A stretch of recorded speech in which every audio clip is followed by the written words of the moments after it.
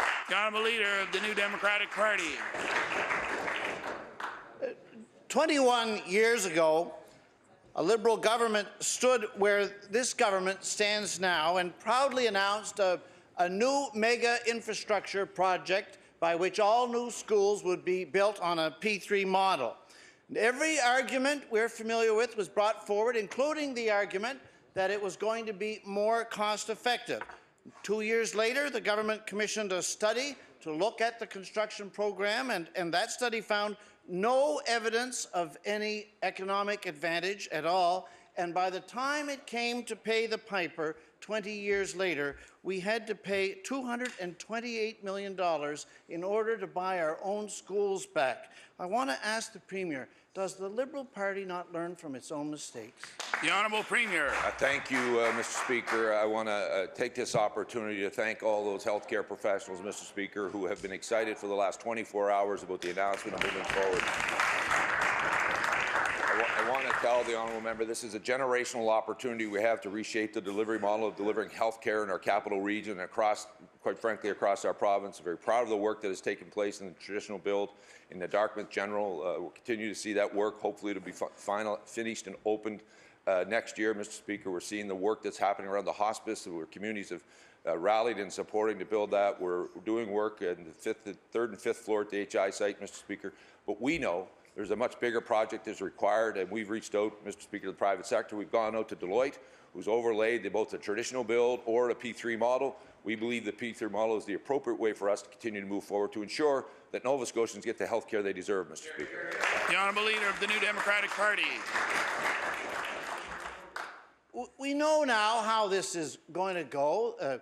Companies and firms and consortiums are going to line up to submit proposals for this contract, and then one of them is going to be selected, and on the day that selection's announced, there's going to be great rejoicing in the halls of that firm, because there is a lot of money to be made on a $2 billion project. That's money that could have been used for nursing homes, for nurses, for CCAs, for doctors, for paramedics. How can the Premier possibly argue that the P3 approach is more cost-effective when a P3 project, unlike a traditional delivery mode, must always, by definition, make room for the profit of the proponent? The Honourable Premier. Mr. Speaker, the fact of the matter is, Mr. Speaker, this province has never embarked on this ambitious of an agenda when it comes to transforming, Mr. Speaker, the Atlantic Canada's regional hospital.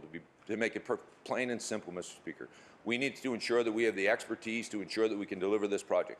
I also want to remind the honourable member he continues to talk about those traditional builds.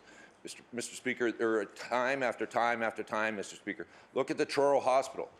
A Conservative government announced it was going to cost $90 million to build, Mr. Speaker. It was $180 million before we were finished, Mr. Speaker. So they talk about cost overruns. What the P3 model will give us, Mr. Speaker, is certainty.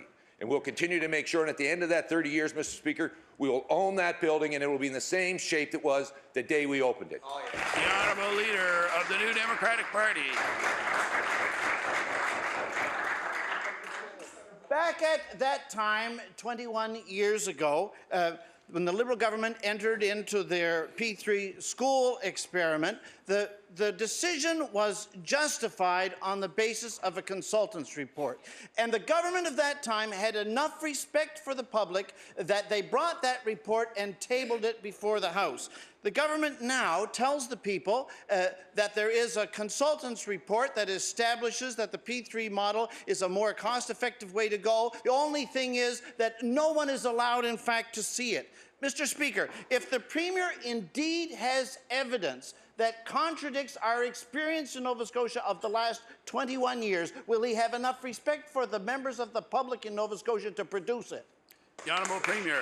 Mr. Speaker, we'll be happy to show that document, Mr. Speaker, after we go through the process of negotiating a contract. Mr. Speaker, it would be inappropriate, Mr. Speaker, for us to lay what we believe the cost of that out to private sector individuals who will work to our number, Mr. Speaker, as opposed to giving us what is the appropriate number to build that hospital, Mr. Speaker. No wonder when that party was in power, Mr. Speaker, they drove this province into fiscal disaster, Mr. Speaker. We're going to continue to build our province forward in financial health, Mr. Speaker, and we're going to ensure that we build the appropriate infrastructure in the appropriate way so that Nova Scotians get the infrastructure they deserve, Mr. Speaker.